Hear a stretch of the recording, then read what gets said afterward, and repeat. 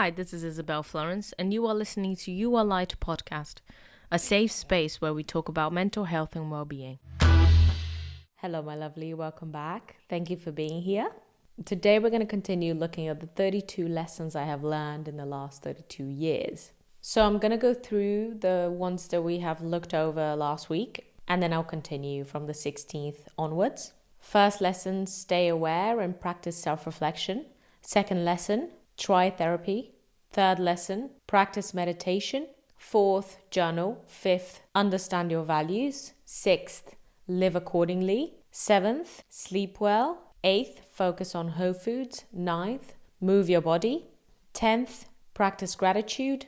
11th, stay humble. 12th, build a community. 13th, connect to nature. 14th, prioritize your relationships. And 15th, find your purpose. These are the ones that I talked about last week. If you want to go back, you can. This week, we're going to talk about the lessons 16th through to 32nd. So the 16th lesson that I have learned is to include beauty in your life. We learn from the media around us, especially women, that there is very high value in being beautiful in this society. There is a natural reaction to this influence that you either go against it and you don't want to include any beauty in your life and you don't want to look at external things and you focus on internal, or you end up trapped in this ideology of wanting to look beautiful and you try everything that you can to look like the beauty standard that you see around you. It is important to understand that firstly, that beauty standard has been created, so it's different in different cultures, in different periods of time. And I found that it is much more wholesome for me to focus on including beauty in my life rather than focusing on trying to achieve a beauty myself in my external image.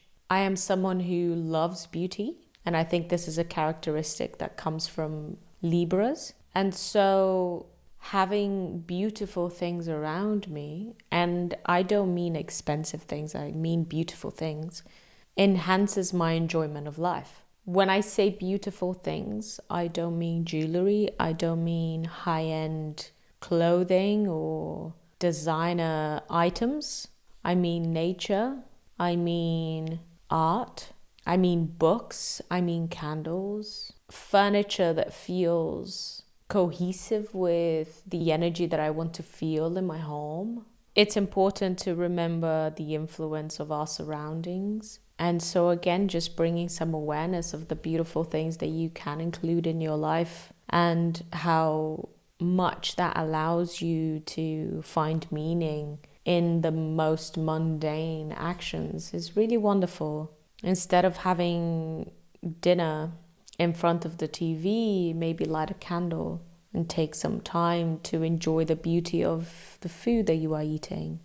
You can have beautiful plants in your home. You can have flowers around you. You can go for walks in nature and really focus on the beauty of the things around you. Focus on the beautiful colors of the sky during a sunset or sunrise. So shifting the focus from wanting to portray a certain image of beauty to including more beauty in your life, I think can be very wonderful and healing.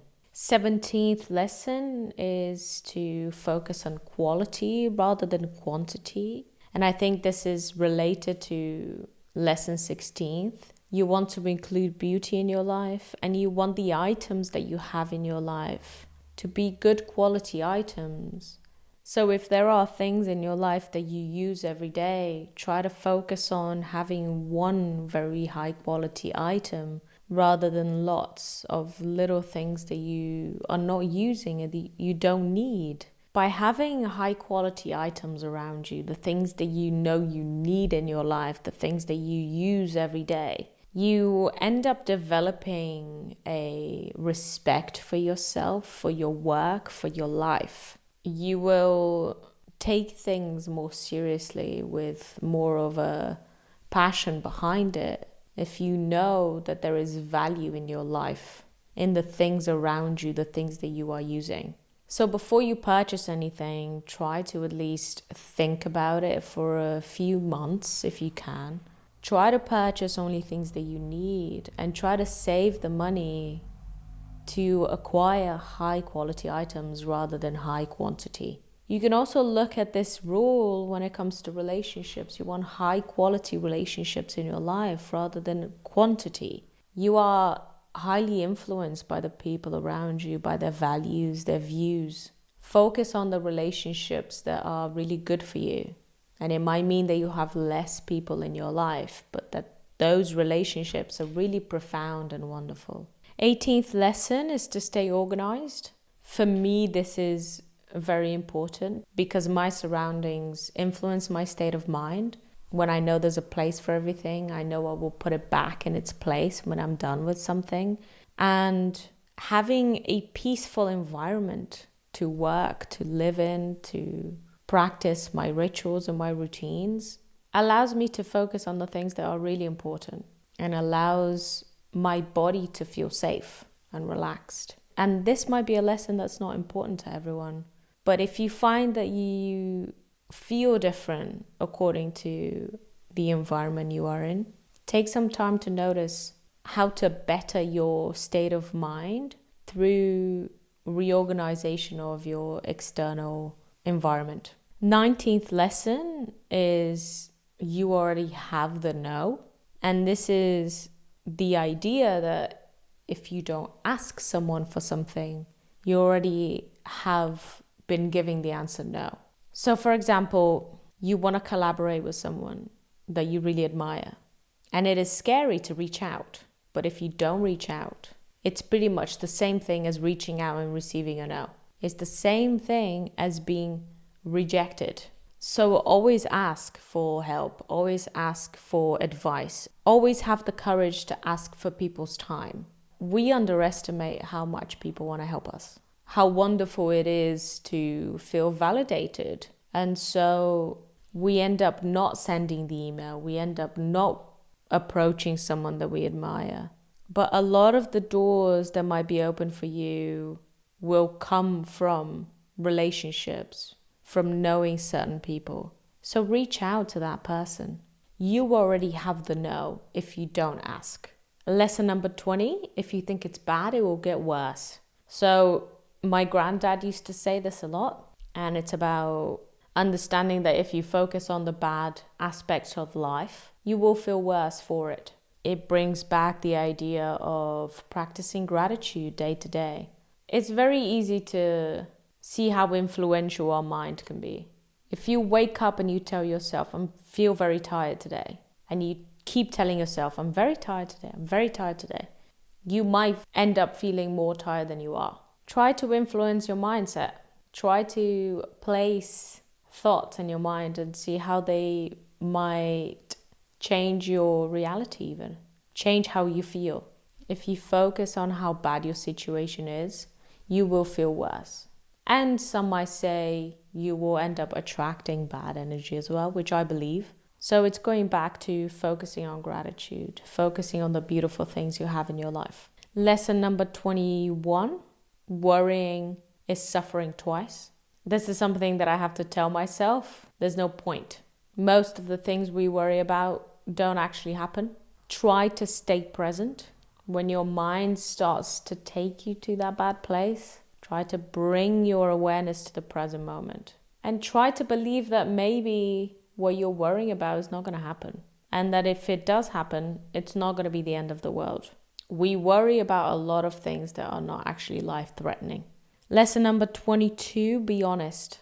And this is a lot harder than it sounds. If you try to live your life completely authentically, a lot of healing will happen. A lot of change will happen in your relationships. It's difficult, but it is one of the biggest lessons I have learned in my life. To try and stay honest about how I feel, about who I am, about my needs, my boundaries. It can be very difficult, but it is incredibly powerful. And in those small moments where I feel like I'm living completely authentically to who I am, there is true joy in it. and your relationships become true as a result. You become more connected to people and you stop believing in people's love for you. Because if you are pretending to be something else to be loved, when those people love you, you won't believe their love. You will believe that the love that they have for you is for the things that you are showing them. If you're not showing your true self, your full self, you won't accept anyone's love. You will believe that if you do show your full self, people will stop loving you, and that's not true. So try to live authentically and honestly. Lesson number 23, dream. We dream so much as kids and we stop because reality lowers our capability of doing so. But it's important to understand that there is so much possibility in this world, that you can be so many things, that you can do so much, that you can go so many places. Keep dreaming. Lesson number 24, believe in your capability. This is incredibly powerful. There was a study that showed that in a classroom, if half of the people are told you are getting most of these answers right, and the other half are told you are getting most of these answers wrong, it influences the rest of the test. They end up not being able to perform as well if they are just told that they're getting it wrong, even if it's not the reality. So your belief in yourself is incredibly influential in your future, in how you develop as a human being. You have to understand that you are incredibly capable of change, of growth, of healing. Remember to dream and remember to believe in your capability of achieving your dreams. Lesson number 25, confidence is feeling comfortable. For a very long time, I thought that the most confident person in a room would be the person talking the most, the person talking the loudest, the person having the most attention in a room. But with time, I understand that confidence is actually feeling so comfortable with yourself that you don't have to prove to anyone that you are the best. Confidence is not about wanting to be the center of attention.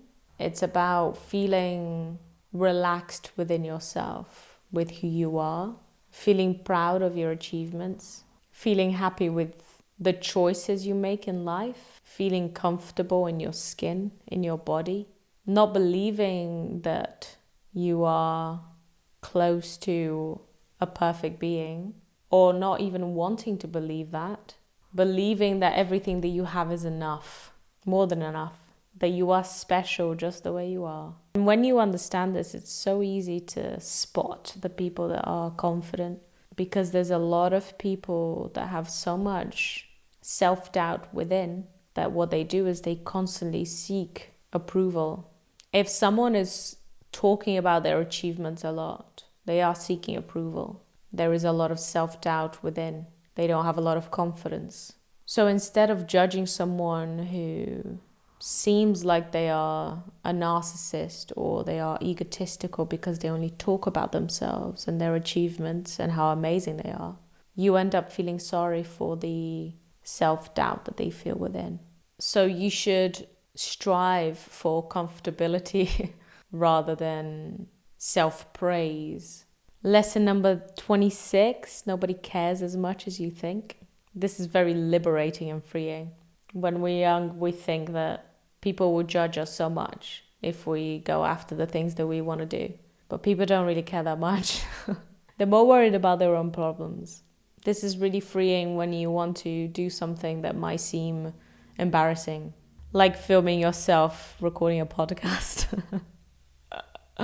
You worry about what people will think, what people will say, and actually a lot of the people that you know won't watch it, won't listen.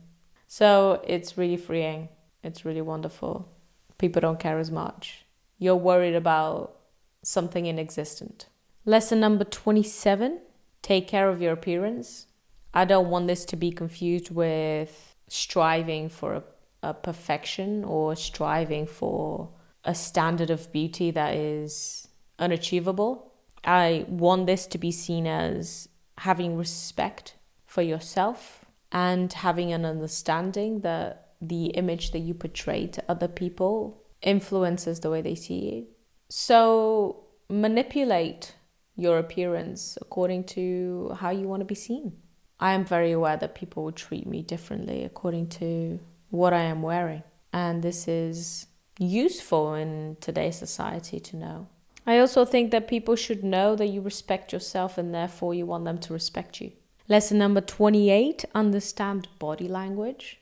It is so useful. I studied in acting school and it allows me to read people so well now. I know very easily what is going on with them without them having to tell me.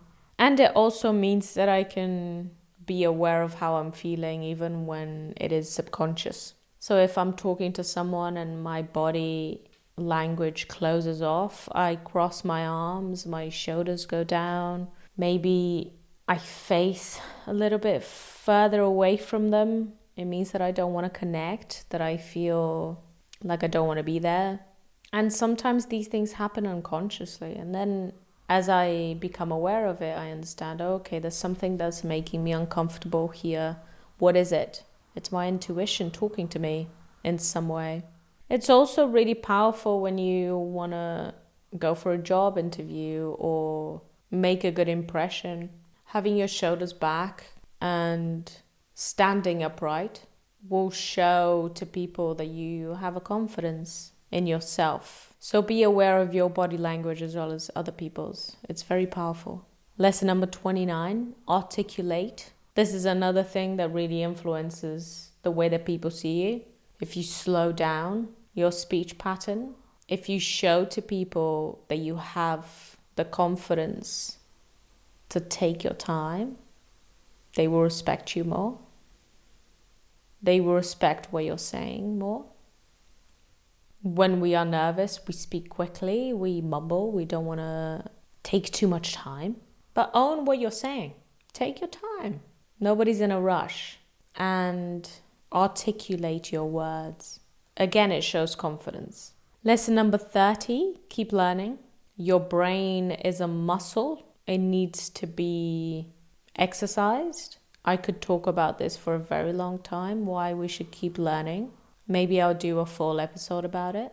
It's amazing to stay curious.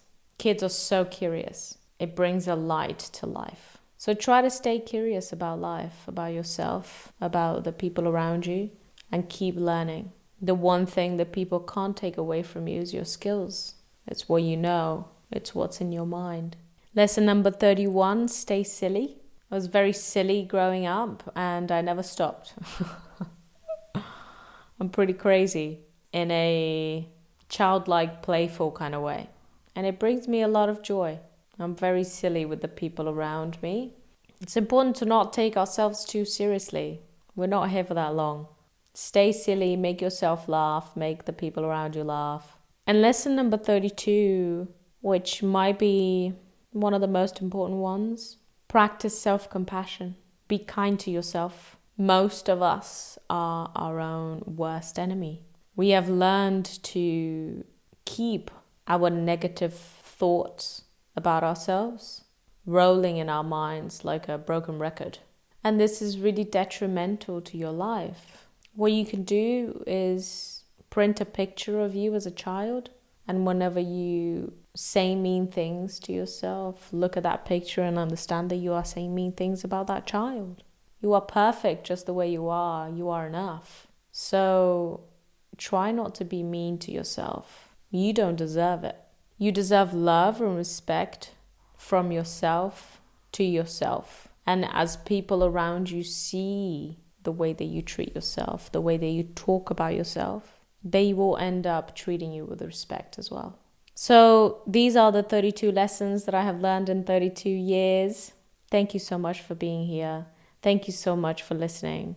I hope these help you. I love you very much. I'll see you next time. Bye-bye. Thank you so much for listening. All the links are written down on the show notes, as well as resources for anyone struggling with their mental health. Don't forget to subscribe so you're notified when we release new episodes. Also, feel free to share our podcast with your friends and family. And if you'd like to get involved, explore our content, or support our work, visiting our website www.yourlight.earth. That's YOUR-light.earth. Also, don't forget to follow us on Instagram at u.r.light. Have a wonderful week, and I'll see you next time.